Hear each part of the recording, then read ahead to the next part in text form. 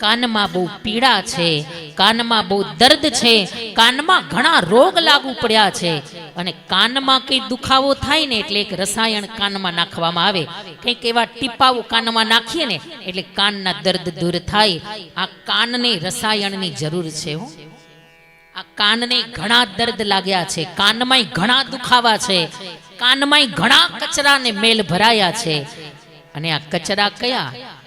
જગતની નિંદાના કચરાઓ, દુનિયાની આડી અવળી વાતોના કચરાઓ.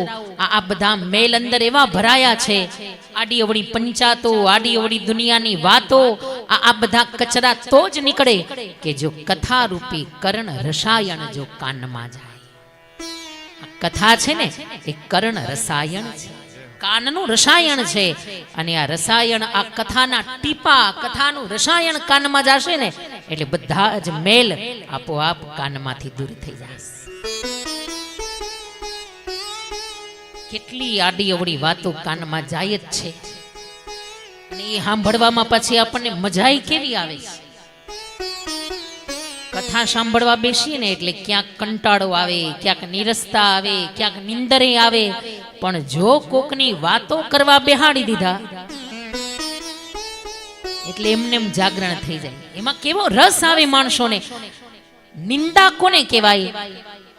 કે જ્યારે જે વ્યક્તિ હાજર નથી એ ગેરહાજર વ્યક્તિની એની પાછળથી નબળી વાત કરવી, આનું નામ નિંદા. અને નિંદા જેવું જગતમાં કોઈ પાપ નથી. જો હિંમત હોય તો એની સામે, એની મોઢે જ કેવું કે ભાઈ આ વાત બરાબર નથી, આમાં થોડો સુધારો કરવા જેવો છે, આ વાત યોગ્ય નથી. જો હિંમત હોય તો સામે જ એની નબળી વાત એની સામે જ કરી દેવી.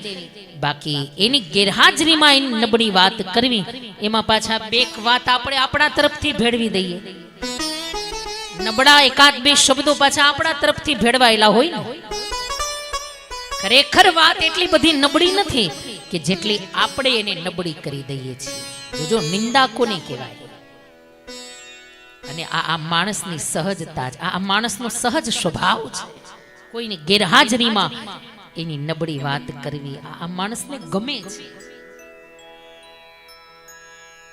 અને આવા ઘણા મેલ, આવા ઘણા કાનમાં કચરા ગયા. અને બહુ કચરા જાય ને એટલે કાનમાં દુખાવો થાય. અને એ દુખાવાને, એ દર્દને, એ મેલને, એ કચરાને દૂર કરવા માટે અહીંયા ઋષિઓ કેવી સુંદર વાત કરી. હે સુતજી, સુતાખ્યાહી કથા સારમ મમ કર્ણ રસાયણમ. આ કથા એ અમારા કર્ણનું રસાયણ છે. આ બધા મેલને દૂર કરશે એકવાર કથાનું રસાયણ જો કાનમાં જશે.